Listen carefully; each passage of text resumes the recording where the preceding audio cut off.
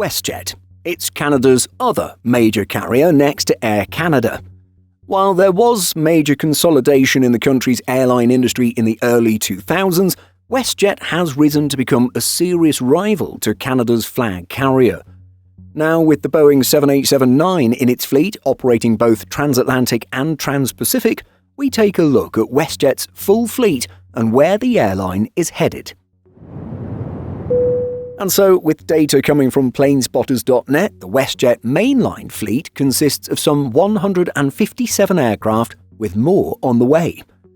Research and production of this video is taking place about a week before it goes public, so numbers may have changed by the time you're watching this. Nonetheless, the aircraft types, variants and quantities for WestJet are as follows. On the narrow-body side, we have an all-Boeing 737 fleet, 36 737-700s, 58 737-800s, and 56 737 MAX 8s, with more on the way. For wide bodies, it's again all Boeing, with 7 787-9 Dreamliners for the carrier's higher capacity long-haul operations. 2024 and 2025 have been significant years for additional 737s, but perhaps not in the way you'd expect. In 2024, WestJet added 11 MAX 8s. Just 2 came brand new from Boeing.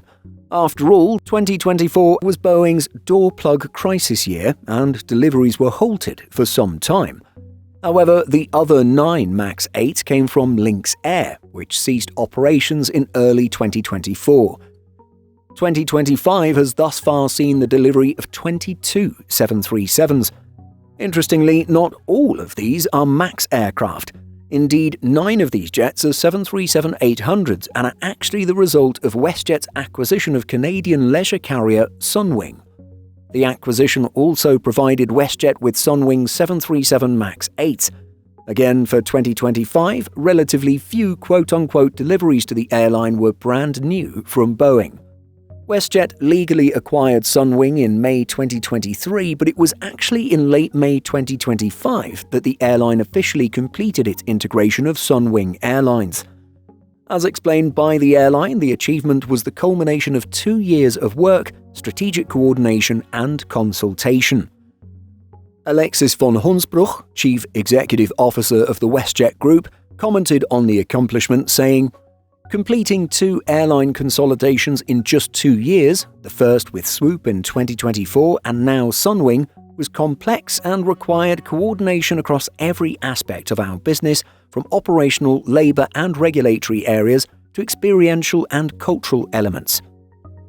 And so the complete integration has meant that WestJet moved all of Sunwing's aircraft under a single Air Operator Certificate, or AOC, and this included 16 former Swoop aircraft, another 9 former Lynx Air aircraft, which were secured after that airline went out of business, and then 18 from Sunwing Airlines. WestJet said in its official announcement that its unified narrow-body operation will, quote, "begin to realize efficiencies once it transforms these aircraft with cabin reconfigurations to the WestJet standard interior being completed through 2025. At the time of making this video, the carrier is still operating many of these ex-Sunwing and ex-Lynx Air 737s in their non-WestJet configurations, mainly a single cabin class with 189 seats. WestJet's new standard configuration sees a bit more diversity, with travelers able to choose from premium, economy, extended comfort, and ultra-basic seating. And on this topic, WestJet has made international news for its decision to offer non-reclining seats on board its aircraft. One airline is offering a refreshed range of seating options, of which only those in its premium and extended comfort sections will recline. The airline in question is called WestJet. Wait a second. Is WestJet announcing this new seating policy just to get me to mention WestJet on the air and give WestJet some much-needed publicity?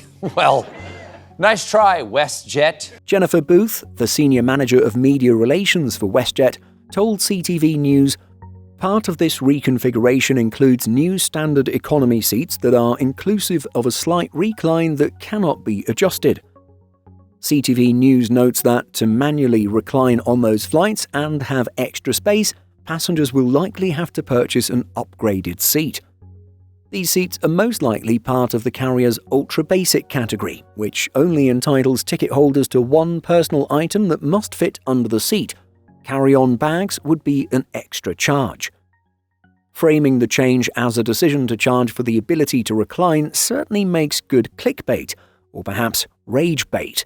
However, anyone who has travelled on European low-cost carriers will know that airlines like Ryanair and Wizz Air have seats that don't recline. These carriers also have fares that exclude carry-on baggage. The difference is that there's no option to get that ability to recline, like with WestJet. So, at least to us, the change and whether it's seen as positive or negative is all in how you frame it. Is the airline offering a discounted fare to travellers who don't need to recline? Or is the airline charging more for the ability to recline? Or is that really just the same thing? You'll have to let us know your thoughts on this by leaving a comment. But at the same time, WestJet is offering a travel experience akin to what is found on many European budget airlines. It's also offering more premium options, seemingly trying to cater to every market segment available. The carrier has its Premium and Premium Flex tickets, as well as Business and Business Flex. As you might expect, such premium options provide more space, as well as in-flight snacks or meals, and more baggage. Such travel classes will be particularly in demand for WestJet's long-haul flights. For example, there are WestJet 737 MAX 8 services to Hawaiian destinations like Honolulu, Kahului, and Kona. Flying from cities like Vancouver, Calgary, and Edmonton, these flights are often between 6 and 7 hours. Imagine flying WestJet Ultra Basic for those trips. And then, at the time of making this video in late October 2025, the carrier operates the following long-haul routes with the Boeing 787-9 from Calgary International Airport: London Heathrow, Paris Charles de Gaulle, Rome Fiumicino, Barcelona, Tokyo Narita, and finally Seoul Incheon. The WestJet 787-9 experience, even in economy, looks much more like a full-service airline than the ultra-low-cost offerings on its domestic services. The wide bodies also feature lie-flat pods, something you're not likely to see even with long-haul budget carriers. In terms of future fleet, WestJet has quite a few aircraft on order. Per chaviation.com data, the carrier is waiting to take 107 737 MAX 10s and 14 more MAX 8s. On the wide-body side, WestJet is expecting 7 more 787-9s, a clear indication that the airline will continue to expand its long-haul operations. And so, as you can see from all this news, it's exciting times for WestJet's all-Boeing fleet.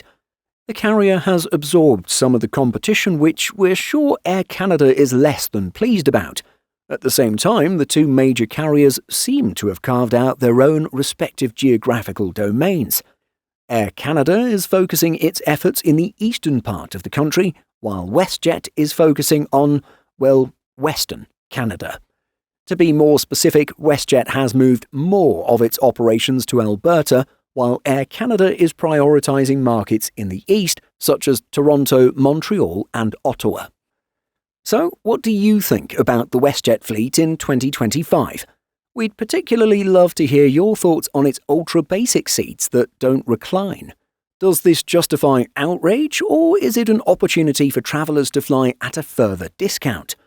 Let us know what you think by leaving a comment. In addition to our daily YouTube videos, Simple Flying publishes over 150 articles and a podcast every week. Visit simpleflying.com.